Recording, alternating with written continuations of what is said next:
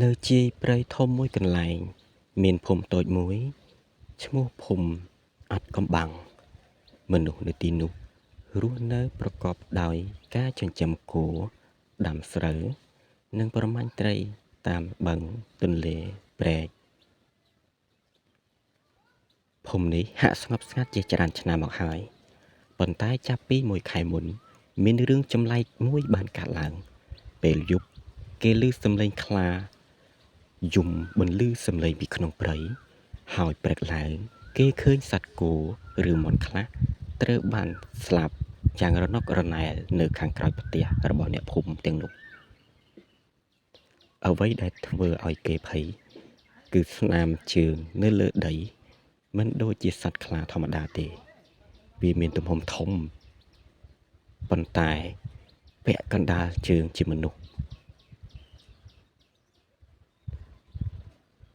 ចាស់នៅក្នុងភូមិបាននិយាយថានេះមិនមែនជាខ្លាធម្មតាទេវាគឺជាព្រាយខ្លាហើយយប់មួយបុរសម្នាក់ឈ្មោះថាចន្ទថាបានចេញទៅរកគោដែលបានបាត់នៅជិតព្រៃនេះគាត់កាន់ភ្លើងចង្កៀងដើរចូលទៅក្នុងព្រៃយឺត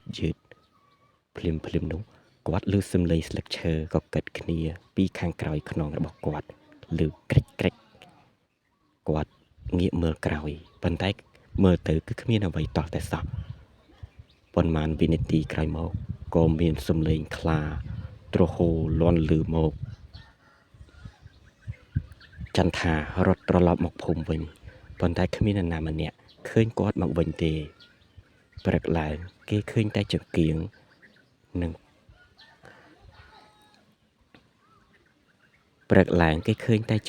របស់គាត់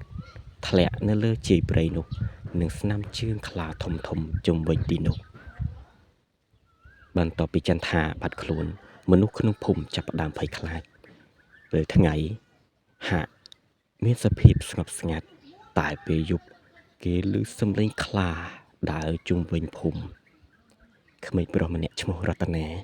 បានឮសំឡេងចម្លែកនៅក្រៅផ្ទះគាត់លួចមើលតាមបងអួចនៅក្រោមពន្លឺព្រះច័ន្ទគាត់ឃើញសត្វធំមួយឈរវាមានរាងដូចខ្លាប៉ុន្តែមុខវាដូចមនុស្សហើយភ្នែកវាមានពណ៌ក្រហមភ្លឺវាប្រាប់ដោយសំឡេងតិចថានៅទីនេះជាកន្លែងរបស់យើងរតនាភ័យរត់ទៅប្រាប់មនុស្សក្នុងភូមិមេភូមិបានសម្រេចហៅគ្រូអាគមឈ្មោះថាតាសក់ដែលល្បីខាងបង្ក្រាបមន្តវិជ្ជានិងខ្មោចព្រាយលោកតាសក់បានមកដល់ភូមិនៅពេលល្ងាចគាត់មើលស្នាមជើងនៅជាយព្រៃហើយនិយាយថានេះជាវិញ្ញាណខ្លាដែលស្លាប់ដោយអំពើអាក្រក់វាបានខ្លាយទៅជាព្រាយខ្លាទៅហើយវាចង់សងសឹកមនុស្សដែលបានធ្វើបាបវាគាត់បានដាក់ខ្សែអាគមជុំវិញភូមិ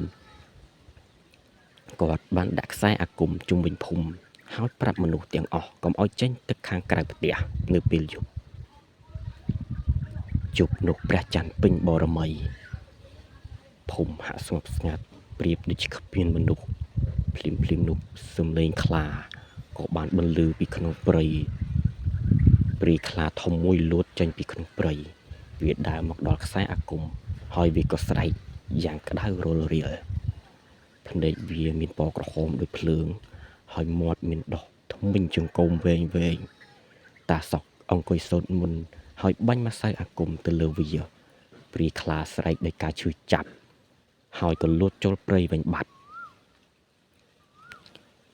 ថ្ងៃបន្ទាប់តាសក់បានសួរអ្នកភូមិចាស់នៅក្នុងភូមិមនុស្សម្នាបានប្រាប់រឿងមួយជាច្រើនឆ្នាំមុន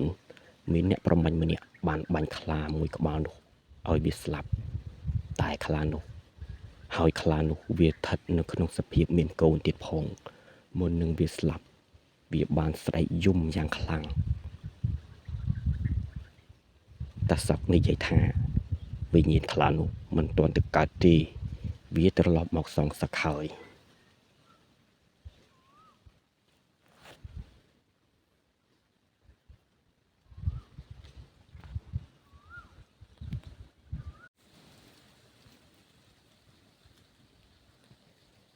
នៅយប់ចុងក្រោយ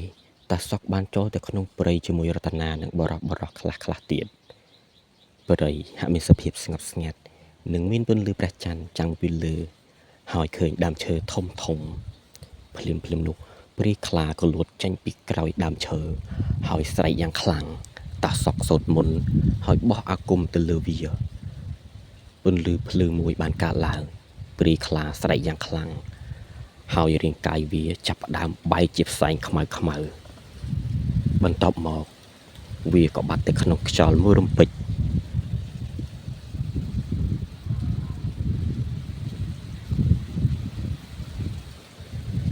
បន្ទាប់ពីយប់នោះភូមិអាចកំបាំងក៏បានត្រឡប់មកពីស្ងប់ស្ងាត់វិញក៏បានត្រឡប់មកស្ងប់ស្ងាត់វិញមនុស្សក៏មិនបានឮសំឡេងខ្លាទៀតទេប៉ុន្តែអ្នកចាស់នៅតែប្រាប់កូនចៅថាកុំចូលទៅព្រៃពេលយប់ព្រោះគ្មានអ្នកណាដឹងថាវិញ្ញាណព្រាយខ្លានោះបានបាត់ពិតឬក៏បាត់តែមួយផ្លេតនោះទេហើយពេលខ្លះនៅយប់ដែលព្រះច័ន្ទពេញបូរមីមនុស្សខ្លះនៅក្នុងភូមិអះអាងថាពួកគេនៅតែឮសំឡេងខ្លាយំតិចពីក្នុងព្រៃ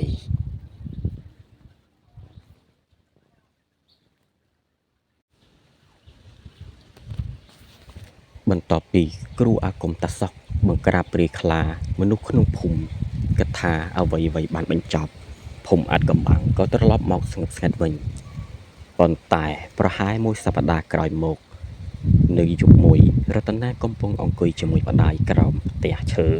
ខ្យល់បក់ត្រជាក់ត្រសៀកហើយព្រះច័ន្ទភ្លឺពេញមេឃភ្លាមនោះក៏មានសំឡេងខ្លាយំបន្លឺសំឡេងពីចុងភូមិរតនាស្ទើរតែឈប់ដកដង្ហើមគាត់គិតក្នុងចិត្តថាព្រាយខ្លាមិនទាន់បាត់ទៅណាទេថ្ងៃបន្ទាប់មាននារីស្អាតម្នាក់មករស់នៅក្នុងភូមិនាងឈ្មោះស្រីពៅនាងមានសក់វែងខ្មៅនិងភ្នែកភ្លឺថ្លាចម្លែកមនុស្សក្នុងភូមិមើលទៅនាងដោយការសង្ស័យព្រោះគ្មានអ្នកណាស្គាល់នាងនោះទេពីមុនមកយប់មួយរតនាបានឃើញស្រីពៅដើរចេញពីផ្ទះតែម្នាក់ឯងហើយដើរចូលទៅក្នុងព្រៃគាត់លួចតាមមើលពីក្រោយពេលនាងមកដល់ជីព្រៃនាងឈប់ហើយភ្លាមនោះរាងកាយនាងចាប់ផ្ដើមផ្លាស់ប្ដូរដៃនាងคล้ายទៅជាមានក្រញាំខ្លួននាងคล้ายទៅជាខ្លាធំមួយវាគឺជាព្រាយខ្លា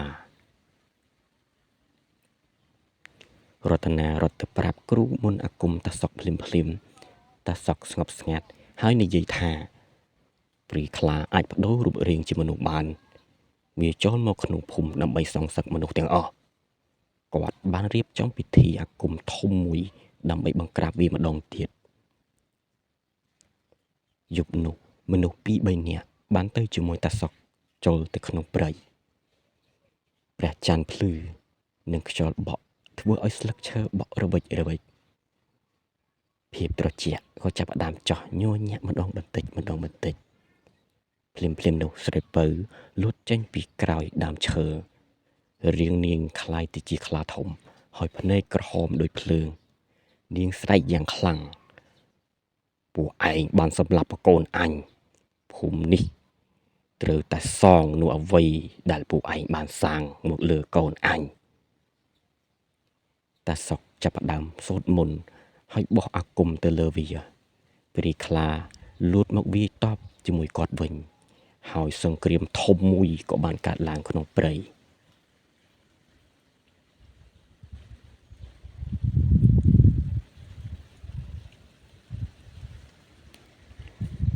ពេលសង្គ្រាមកំពុងខ្លាំង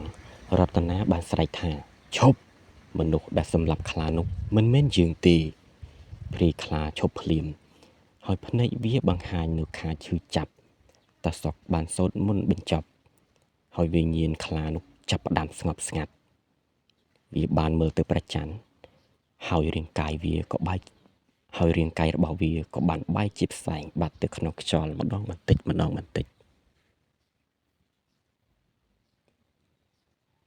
ទាប់មកភូមិអាចកំបាំងក៏ត្រឡប់មកស្ងប់ស្ងាត់វិញម្ដងទៀតប៉ុន្តែមនុស្សមួយចំនួននៅតែប្រាប់ថា ពេលយប់ដែលព្រះច័ន្ទពេញបរមីពួកគេក៏នៅតែលើសំឡេងខ្លាយំតិចតិចពីក្នុងព្រៃហើយនៅជីព្រៃមានអ្នកខ្លះទៀតបានឃើញស្រីស្អាតសក់វែងម្នាក់ឈរមើលភូមិពីចម្ងាយគ្មានអ្នកណាដឹងថានាងជាមនុស្សឬក៏ជាព្រាយខ្លាទេ